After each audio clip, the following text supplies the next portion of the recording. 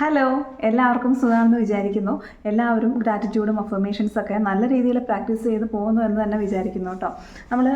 നമ്മുടെ മെഡിറ്റേഷൻ ചെയ്യുന്ന സമയത്ത് നമ്മളുടെ ബോഡി പോസ്ചർ നല്ല സ്ട്രെയിറ്റ് പൊസിഷനിലായിരിക്കണം.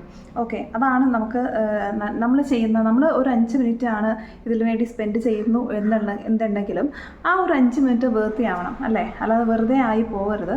അപ്പം നമ്മുടെ നട്ടെല്ല് നിവർന്ന് വേണം നമ്മൾ ഇരിക്കാനായിട്ട് ഈ ഒരു മെഡിറ്റേഷൻ ചെയ്യുമ്പം അല്ലെങ്കിൽ അഫർമേഷൻസ് എഴുതുമ്പം ഒക്കെ. അപ്പോഴാണ് നമുക്ക് ശരിക്കും ഒരു പോസിറ്റീവായിട്ടുള്ള ഒരു എനർജി ഉണ്ടാവുന്നത്. അല്ലാതെ ഇങ്ങനെ ചുരുണ്ടുകൂടിയൊക്കെ ഇങ്ങനെ തന്നെ അതൊരു ലേസിനെസ് ആണ്. ഓക്കെ, നമ്മൾ സ്ട്രെയിറ്റ് ആയിട്ട് ഇരിക്കുമ്പോൾ തന്നെ നമ്മുടെ ആ ഒരു എനർജി ലെവലിൽ തന്നെ മാറ്റം വരും, നമ്മുടെ മെൻ്റൽ കണ്ടീഷനിൽ മാറ്റം വരും. അപ്പോൾ നമ്മൾ ചെയ്യേണ്ട ആ ഒരു രീതിയിൽ കറക്റ്റായിട്ട് ചെയ്യുക. നമ്മുടെ ബോഡി പോസ്ചറിൽ പ്രത്യേകം ശ്രദ്ധിക്കുക. പിന്നെ ഞാൻ എപ്പോഴും പറയുന്ന പോലെ നമ്മുടെ ചുറ്റുപാടും ഒരുപാട് നെഗറ്റീവുകളുണ്ടാവും അല്ലേ. അപ്പോൾ അത് നമ്മുടെ ചുറ്റിലുള്ള നെഗറ്റീവ്സിനെ ഒന്നും നമുക്ക് പോസിറ്റീവാക്കി എടുക്കാൻ പറ്റില്ല. സോ നമ്മൾ പോസിറ്റീവ് ആകുക എന്നുള്ളതേ ഉള്ളൂ. ഇപ്പോൾ എൻ്റെ കാര്യമാണെന്നുണ്ടെങ്കിൽ എനിക്ക് ചുറ്റിനും ഒരുപാട് നെഗറ്റീവ് കാര്യങ്ങളായിട്ടുള്ളത്, വിഷമിപ്പിക്കുന്ന കാര്യങ്ങൾ, ദേഷ്യപ്പെടുത്തുന്ന, ഇറിറ്റേറ്റഡ് ആക്കുന്ന ഒരുപാട് കാര്യങ്ങളൊക്കെ ഉണ്ടാവാറുണ്ട്. പക്ഷെ നമ്മൾ അതിൽ കൂടുതൽ കോൺസെൻട്രേറ്റ് ചെയ്തിട്ടുണ്ടെങ്കിൽ നമ്മൾ പിന്നെ നെഗറ്റീവായി പോകും. നമുക്ക് ഒരിക്കലും ഒരു പോസിറ്റീവായിട്ടുള്ളൊരു കാര്യം ഉണ്ടാവില്ല. സോ നമ്മൾ അതിലൊന്നും മൈൻഡ് ചെയ്യേണ്ട ആവശ്യമേ ഇല്ല. സാഹചര്യങ്ങളൊക്കെ നെഗറ്റീവ് തന്നെ ആയിരിക്കും. നമ്മുടെ സിറ്റുവേഷൻ എന്ന് പറയുമ്പം അതിൽ നമ്മൾ മാത്രമല്ല ഉൾക്കൊള്ളുന്നത് അല്ലേ. നമ്മൾ ജീവിക്കുന്ന സാഹചര്യങ്ങൾ, ചിലപ്പോൾ കൂട്ടുകുടുംബമാണെങ്കിൽ അവിടെയുള്ള വ്യക്തികൾ, അല്ലെങ്കിൽ നമ്മൾ ദിവസവും ചെയ്തു പോകുന്ന ഓരോ കാര്യങ്ങളിൽ പല ഫാക്ടറുണ്ട് നമ്മുടെ ഓരോ ദിവസത്തെയും ലൈഫിൽ. അപ്പം നമ്മൾ ഈ ഇത്രയും കാര്യങ്ങൾ സറൗണ്ട് ചെയ്താണ് നിൽക്കുന്നത് അല്ലേ. അപ്പോൾ ഈ ഒരു കാര്യങ്ങളെല്ലാം പോസിറ്റീവായിട്ട് കൊണ്ടുപോകാൻ ഒരിക്കലും സാധിക്കില്ല.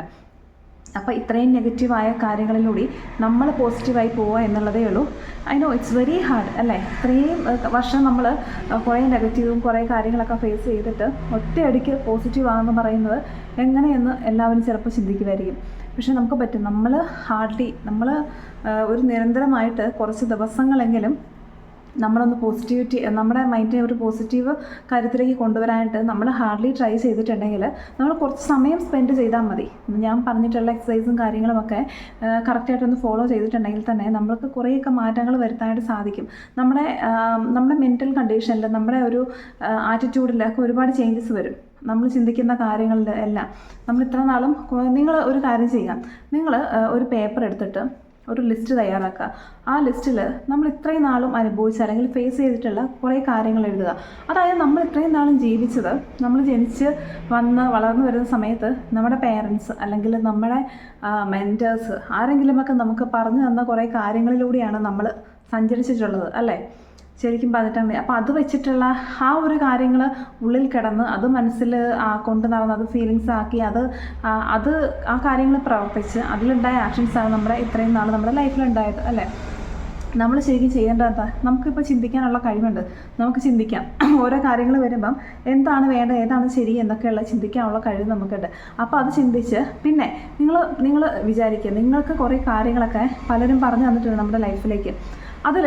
ആ കാര്യങ്ങളൊക്കെ അനുസരിച്ച് നിങ്ങളുടെ ലൈഫിൽ ഓരോ കാര്യങ്ങൾ ചെയ്തിട്ട് നിങ്ങൾക്ക് അതിൽ നിന്നും എത്ര പോസിറ്റീവ്സും നല്ല അനുഭവങ്ങളും, അല്ലെങ്കിൽ അതൊക്കെ ചെയ്തിട്ട് നിങ്ങൾ എത്രത്തോളം സാറ്റിസ്ഫൈഡ് ആയിട്ടുണ്ട്, നിങ്ങൾക്ക് എത്ര പോസിറ്റീവ്സ് കിട്ടിയിട്ടുണ്ട്, നിങ്ങൾക്ക് എത്ര നെഗറ്റീവ് കിട്ടിയിട്ടുണ്ടോ, നിങ്ങളൊരു ലിസ്റ്റ് ഡൗൺ ചെയ്ത് തയ്യാറാക്കുക.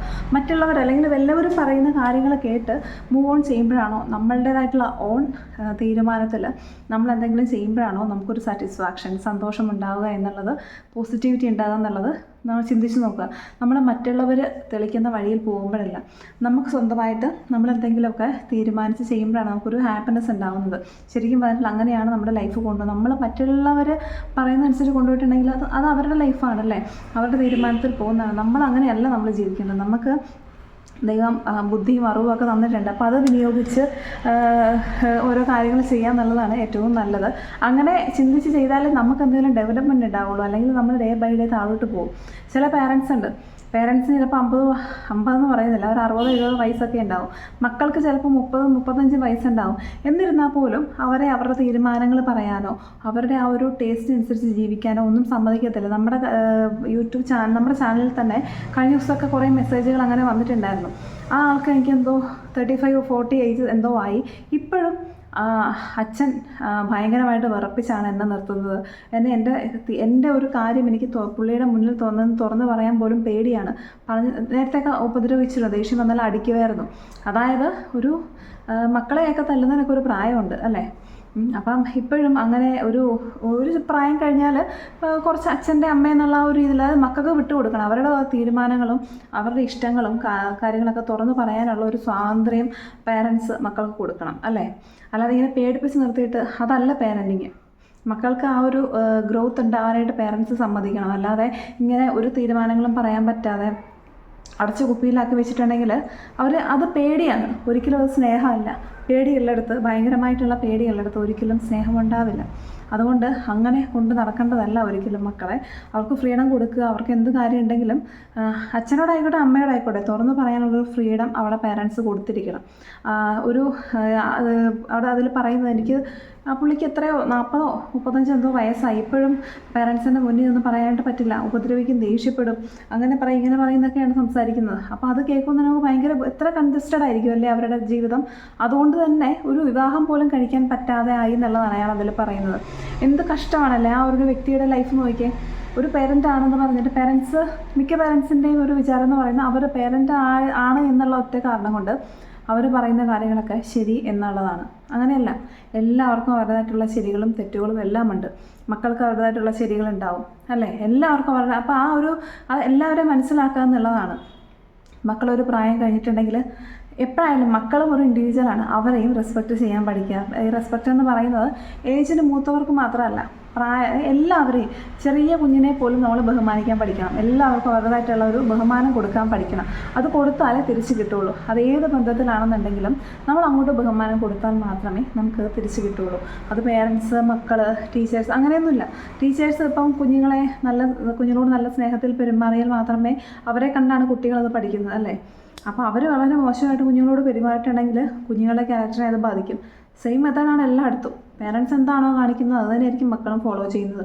പേരൻസ് അവർക്കൊരു ബഹുമാനം കൊടുക്കുന്നില്ല, അവരുടെ കാര്യങ്ങൾ പറയേണ്ട അനുവദിക്കുന്നില്ല, പേടിപ്പിച്ച് പറപ്പിച്ചിട്ടാണ് എപ്പോഴും നിൽക്കുക. അതെന്തോ വലിയ കാര്യമായിട്ടാണ് പലരും കാണുന്നത്. അങ്ങനെയൊക്കെ ആണെന്നുണ്ടെങ്കിൽ തിരിച്ചും അതേ രീതി തന്നെയായിരിക്കും കിട്ടുന്നത്. അപ്പോൾ അതിൽ പരാതി പറഞ്ഞിട്ടൊന്നും കാര്യമില്ല. So give respect and take respect എന്നാണ്. ആ ഒരു രീതി എല്ലാവരും മനസ്സിലാക്കിയിട്ടുണ്ടെങ്കിൽ നല്ലതായിരിക്കും കേട്ടോ. അപ്പോൾ ഇന്നത്തെ വീഡിയോ ഇത്രയൊക്കെ ഉള്ളൂ. നമ്മൾ ഓരോ ബന്ധങ്ങളും നന്നായിട്ട് കൊണ്ടുപോകണമെന്നുണ്ടെങ്കിൽ ഒരു ബന്ധത്തിൽ ഇപ്പോൾ 2 പേരുണ്ടെങ്കിൽ ആ 2 കൂട്ടരും മനസ്സിലാക്കണം എനിക്ക് ഈ ബന്ധം നന്നായിട്ട് കൊണ്ടുപോകണം. അപ്പം ഞാനും അവർ മാത്രം എന്നോട് നന്നായിട്ട് പെരുമാറണമെന്ന് ഞാൻ ആഗ്രഹിച്ചിട്ട് കാര്യമില്ല. ഞാൻ അങ്ങോട്ട് അങ്ങനെയാണോ പെരുമാറുക എന്നുള്ളത് എപ്പോഴും ചിന്തിക്കുന്നത് നല്ലതായിരിക്കും അല്ലേ. എന്നോട് ഇങ്ങനെ പെരുമാറണം, എന്നോട് അങ്ങനെ ചെയ്യണം എന്നോടിങ്ങനെ എനിക്കെന്തുകൊണ്ട് അങ്ങോട്ട് നല്ല രീതിയിൽ പെരുമാറിക്കൂടാ എന്ന് ആരും ചിന്തിക്കുന്നില്ല. നിങ്ങളോട് നല്ല രീതിയിൽ നിങ്ങൾക്ക് പെരുമാറണമെന്ന് ആഗ്രഹം ഉണ്ടെങ്കിൽ ആ ഒരു രീതിയിൽ നിങ്ങൾ അവരോടും പെരുമാറുക. അപ്പോഴേ അത് തിരിച്ച് കിട്ടുകയുള്ളൂ. അതാണ് ഞാൻ പറഞ്ഞത് give respect and take respect എന്ന് പറഞ്ഞത്. അപ്പം ഈ ഒരു മര്യാദ, ഈ ഒരു മാനേഴ്സ് നമ്മൾ എല്ലാ ബന്ധങ്ങളിലും കീപ്പ് ചെയ്തിട്ടുണ്ടെങ്കിൽ നിങ്ങൾക്ക് നിങ്ങൾ ഉദ്ദേശിക്കുന്ന പോലെയുള്ള ബന്ധങ്ങൾ നിങ്ങളിലേക്ക് വന്നു ചേരും. അല്ലാതെ എന്നോട് എല്ലാവരും നല്ല രീതിയിൽ പെരുമാറണം, പക്ഷേ എനിക്ക് എന്ത് വേണമെങ്കിലും ആരോട് വേണമെങ്കിലും എന്ത് വേണമെങ്കിലും പറയാം. കാരണം എനിക്ക് ഞാൻ ഡോമിനൻ്റ് ക്യാരക്ടറാണ്. എനിക്ക് എന്ത് വേണമെങ്കിലും ആരെ വേണമെങ്കിലും പറയാം. ആ ഒരു രീതിയിലുള്ള ചിന്താഗതിയാണെന്നുണ്ടെങ്കിൽ ഫൈനലി ഒരു അട്ടർ ഫെയിലിയർ ആയിരിക്കും ലൈഫ് എന്ന് പറയുന്നത്. അല്ലെങ്കിൽ ഒറ്റപ്പെട്ടു പോകും, പിന്നെ ആരും മൈൻഡ് ചെയ്യാതാവും. പിന്നെ ആരെങ്കിലുമൊക്കെ വിളിക്കുന്നുണ്ടെങ്കിലും മിണ്ടുന്നുണ്ടെങ്കിലും ഒരു പേരിന് വേണ്ടി മാത്രമായിരിക്കും, പക്ഷെ ഒരു കാര്യം വരുമ്പോൾ ഒരാളും ഉണ്ടാവില്ല എന്നുള്ളതാണ്. അതുകൊണ്ട് ആ ഒരു ക്യാരക്ടർ ഒരിക്കലും നല്ലതല്ല. എല്ലാവരെയും ബഹുമാനിക്കാൻ പഠിക്കുക, ആരായാലും. ഓക്കെ, അപ്പോൾ ഇത്രയേ ഉള്ളൂ ഇന്നത്തെ വീഡിയോ എന്ന് പറയും. നമുക്ക് വേറൊരു വീഡിയോ കാണാം.